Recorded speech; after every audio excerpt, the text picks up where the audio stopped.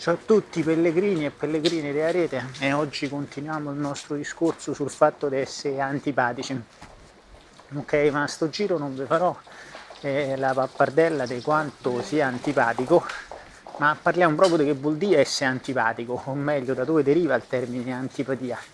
Ok, perché praticamente antipatia è una parola che viene dal greco, l'antipathos, ok? E il pathos, ok, che vuol dire appunto emozione, cioè, diciamo che insomma il termine antipatico, così come noi lo usiamo in italiano, è un po' diverso da come effettivamente veniva interpretato in Grecia antica, ok? E in Grecia praticamente c'erano, secondo la Grecia antica, c'erano queste due forze, grandi forze della natura, insomma principi regolatori, erano il pathos e il logos, ok? Dove il pathos sono appunto le emozioni e il logos è la ragione, ok? E voglio dire, noi oggi, al giorno noi italiani, adesso, no? Quindi col senso che diamo al termine antipatico e al termine ragione, siamo molto lontano dal significato originario della parola, no? E in genere noi pensiamo, diamo comunque a essere logici e razionali dei connotativi molto brutti.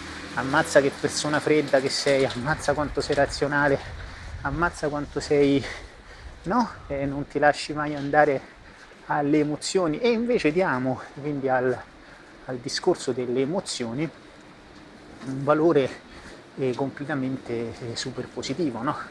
E invece nell'antica Grecia questi due principi non erano antagonistici, cioè quindi se sei emotivo non puoi essere razionale, o se sei razionale non puoi essere emotivo, capite?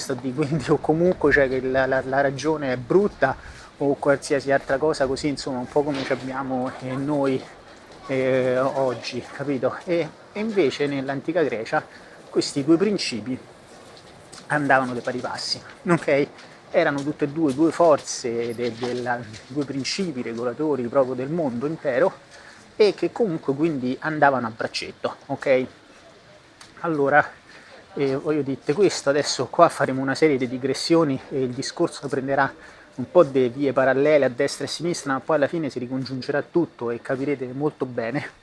Voglio dirti, io sono molto contento di essere una persona antipatica, ok? Nel senso però greco del termine, ok? Quindi non nel senso italiano che sei, insomma, inserisci parolaccia che sostituisce la parola antipatico, ok? Quindi ammazza quanto è puntini puntini quello, oppure ammazza che figlio di puntini puntini quello lì, oppure no, però proprio una persona che unisce, ok? Quindi il logos al pathos, ok? Quindi comunque logico-emotiva, ok? Sì, sono una persona logico-emotiva, quindi cerco proprio di riunire, un po' come facevano gli antichi greci, il meglio di queste due emozioni. Allora, perché una cosa di cui mi rendo conto sono pochissimi, molto pochi a rendersene conto, o meglio a rendersene conto in maniera attiva. Poi diciamo c'è anche una grossa maggior parte che bene o male vive secondo questi principi, però senza rendersene poi conto del perché. Il fatto è che le emozioni, se lasciate incontrollate, sono una delle cause per cui veramente non solo rovini la vita a te stesso, ma la rovini a tutti gli altri. Ma voi in questo momento starete dicendo, no, ma come, ma le emozioni sono molto belle, no? Il discorso sì, certo, le emozioni sono molto belle, ma le emozioni, nel senso, vanno sapute controllare. E mo mi spiego meglio, ok? Allora, guarda, voglio fare una piccola digressione, visto che stiamo a parlare di Jenny. Il fratello di Jenny, Diego, con Diego abbiamo avuto un'esperienza che ci ha cambiato la vita. Era l'anno 1998 e io avevo 20 anni e stavamo tornando a casa in macchina in 5, e c'era Mirko che guidava, Diego, il fratello di Jenny, e poi c'era Emiliano e Simone, ok? E quindi in 5, no, in macchina guidava Mirko. A Mirko gli piaceva correre, ok? Gli piaceva correre con la macchina, e praticamente Mirko quando correva si emozionava perché gli piaceva, ok? Ah, che succede? Quella sera si mette a correre troppo, si emoziona, non si rende conto che sta a correre troppo, non si rende conto, si dimentica del fatto che in macchina con lui c'ha altre 4 vite umane, e Mirko, preso dalle emozioni, dal piacere di guidare, no? Perché in quel momento era emozionato, va a sbatte addosso a un albero a 120 all'ora, ok? Mirko muore lì. Io adesso non voglio fare una grossa digressione su questa cosa, di questo poi ne parleremo magari in altri video, però voglio dirti, con le emozioni ci puoi morire, ok? Ma adesso qua sto a prendere magari il caso più esasperato, ok? Il caso più estremo, capito, di questo discorso, però vi assicuro che con le emozioni ci puoi morire. Prendi ad esempio quanta gente, adesso scusa, qua insomma voglio dire, so che comunque, però prendi quanta gente poi va a cercare le emozioni, ok? Perché comunque gli piacciono e vuole sentirsi emozionato in sostanze, ok? Quindi magari vuoi che magari per cercare emozioni si droghino, o vuoi che magari bevano tanto. Pensa alle emozioni, quante famiglie hanno rovinato, no?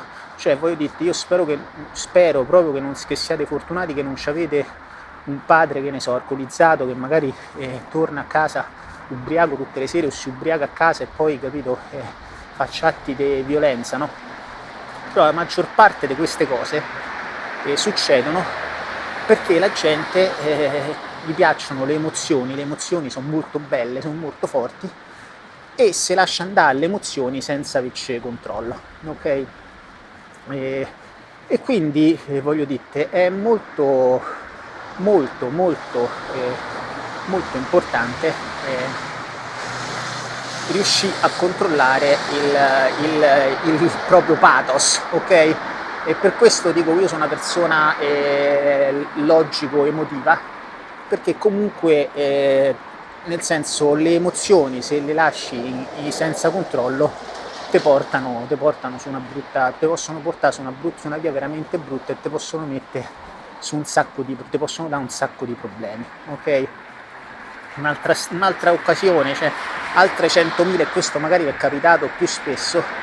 Pensa a quante ragazzi o ragazze, insomma, ragazze o ragazzi, insomma, poi se prendono una cotta o se innamorano della persona sbagliata, capito? Semplicemente perché magari li fa emozionare, e quindi poi magari si buttano in queste storie che però non gli portano niente di buono nella loro vita. Ma te dici, vabbè, ma l'amore è l'amore.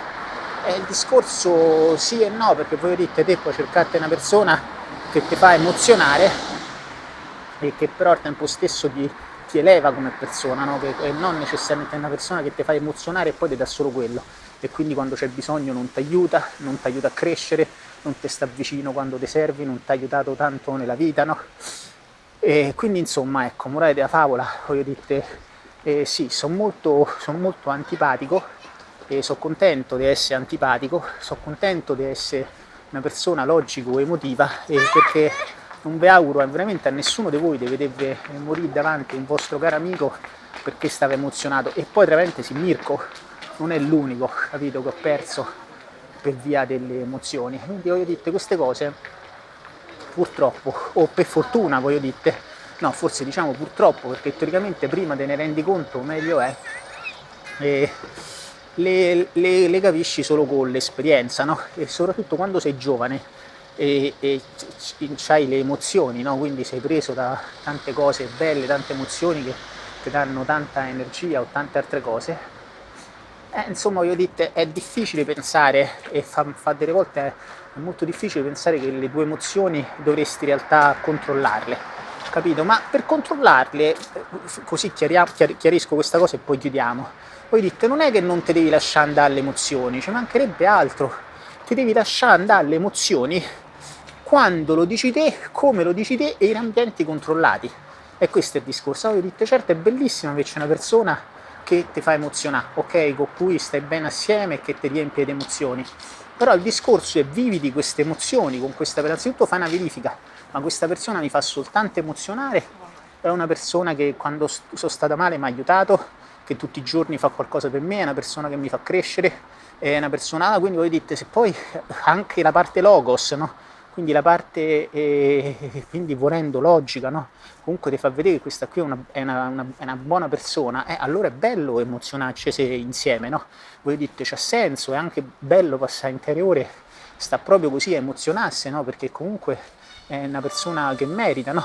Però ecco, non è che semplicemente perché sei emozionata o sei emozionato o c'hai delle emozioni e queste qui debbano prendere il sopravvento su tutto, no? E più uno cerca di controllare le proprie emozioni e più ti rendi conto che in realtà riesci a prendere soltanto il meglio delle emozioni e scartare il peggio delle emozioni, no? Una volta che raggiungi il controllo delle emozioni riesci anche a superare molte paure, no? Perché anche la paura è un'emozione, no? Quindi ho anche vuoi anche volendo pure la timidezza o tante altre cose, no?